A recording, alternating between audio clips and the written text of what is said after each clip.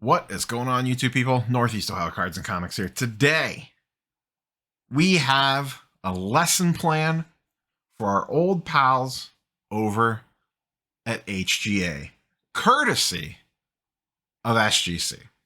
So apparently, which I hadn't heard about this until SGC actually got in front of it, SGC graded a couple of fake Pokemon cards. Apparently the set that they come with can be a little difficult sometimes. I don't know much about Pokemon. I don't necessarily care about what cards they graded. He mentions them in the video, and I'll play this here play this for you here in a minute.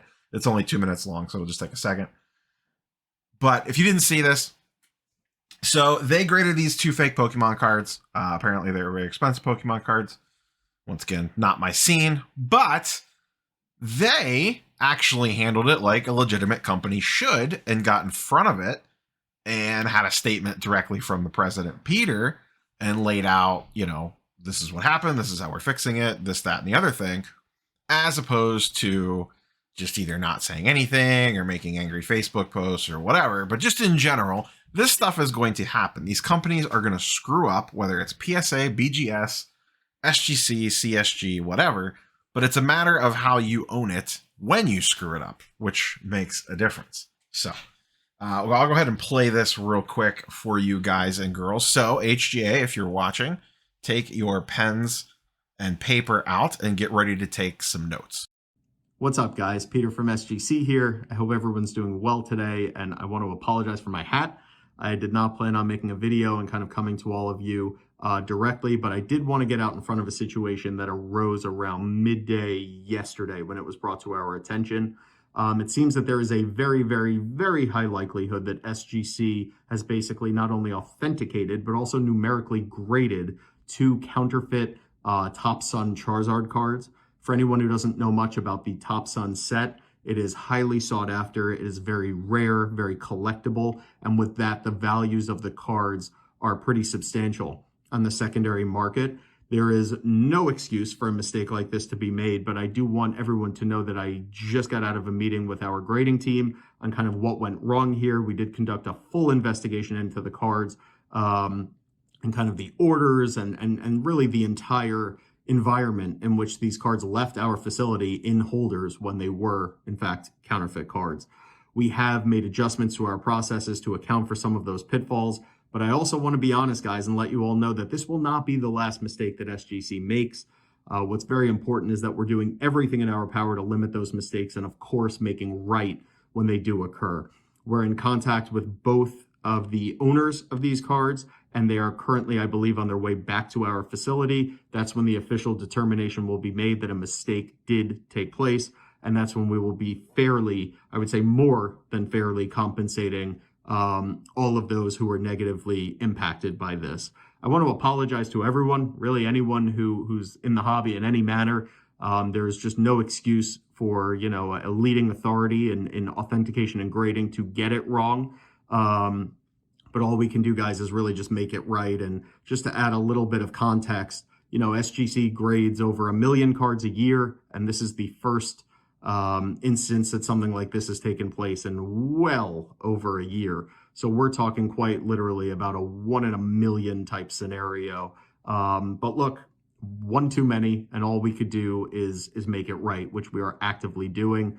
Hope everyone's having a good day, enjoying the services, guys. Again, our sincere apologies for the mistake that we made. That's on us. And please rest assured we take it super seriously, and we're aware, guys. So thank you very much, and hope everyone has a great day. Okay, pencils down, HGA, and pretty much any other grading company. You just got a lesson in how to handle a situation like this when it comes up. Get in front of it, be upfront about it, be transparent about it, apologize for it, and kind of walk through, he didn't get into details, but at least some high level steps of what it is that you're doing to fix it. And like I said, I hadn't even heard about this yet. And I'm not saying, I'm sitting there digging into the weeds on every little single thing, but usually if I don't see it, people are usually messaging me this stuff when it pops up. I have a lot of people that will be like, hey, did you see this? FYI, did you see this? And that's, a lot of times I have, a lot of times I haven't. So I appreciate when people reach out to me for stuff like this. So Good on SGC. I'm not, the SGC people think that I hate SGC. I don't hate SGC. I'm not fond of using SGC just in general. I'm not a huge fan of their slabs, but I do think they make sense for a certain subset of cards, and I understand why people like to use them. Hell, I just got an SGC order back yesterday in the mail. So it's not like I don't use them. I prefer PSA or BGS typically due to liquidity and resale value, et cetera, et cetera. But that being said, SGC is growing in the use of them. There's been a lot of SGC talk on the old YouTubes this week. A lot of different people making videos about them. The rise of SGC, the come up of SGC. Is SGC closing the gap? Why is there this price difference between SGC and PSA? And listen, my general statement on all that is a lot of people like to grade with SGC because they are cheap and they are affordable, and you can send the cards off and get them back quick. They are crushing it. And for me personally, I believe that they make sense for a lot of lower end cards. However, the secondary market has proven that not a lot of people want to actually own SGC cards. A lot of collectors want to own SGC cards. They're perfectly happy with them. But a good portion of the secondary market chooses not to own SGC cards. Otherwise, they would sell for the same as PSA. Maybe that changes one day. I don't know. Who knows? No one can predict that. I personally don't think that it does. There will always be some sort of gap there. Maybe they can narrow it. But SGC is probably, I would say, the second best grading company on the market to use right now to send cards out to.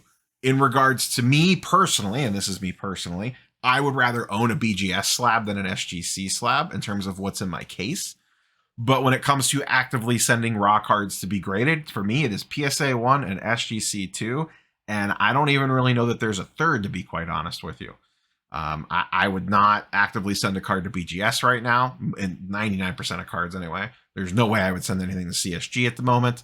And we're obviously not sending anything to HGA, and I'm not using any of the pop-up shops. So, but once again, masterclass by SGC here on how to handle a situation like this, get in front of it, clear communication, jump on it immediately before the internet gets a chance to go wild with it, by jumping out in front of this before, it makes its rounds everywhere. It's got to go, everyone makes the blowout forum post about it. Then it hits the, all the different Facebook groups, and then all us loudmouth, fast talking content creators got to get their video out about it.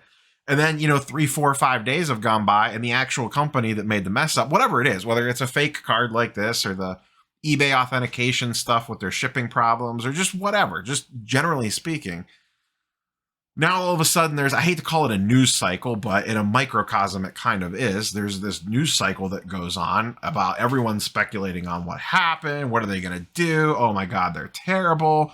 This, that, and the other thing. And instead, they got out in front of it immediately. He said it happened yesterday in the afternoon, so 24 hours ago. And like I said, I had not seen this hit the widespread world yet. So good on them for getting in front of it and controlling the story. They controlled the story, and they spun it the way that they wanted to spun it. And they handled it extremely well. And I think more companies should take notes about how they handle this situation. Is this going to help their comp value? I don't know. Probably not. But it's a good look for them. It builds consumer confidence in regards to people wanting to grade with them. Once again, I think their problem is I don't know how many people want to actually own the slabs on the second after they're graded with them. But regardless, like I said, to me, from a raw to grade perspective, SGC is the number 2 option right now. I put them on number 3 in regards to the order of slabs that I'd like to own.